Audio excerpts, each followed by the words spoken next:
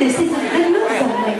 Sau đây là tiết mục dự thi của đồng ca nam nữ chi đoàn Cộng giao tiếp điện tử Hà Nội với liên khúc Hành khúc thanh niên Cộng sản Hồ Chí Minh, sáng tác Văn Dung, Tuổi trẻ thế hệ Bắc Hồ, sáng tác của Triều Dương và Khát vọng tuổi trẻ, sáng tác của Vũ Hoàng.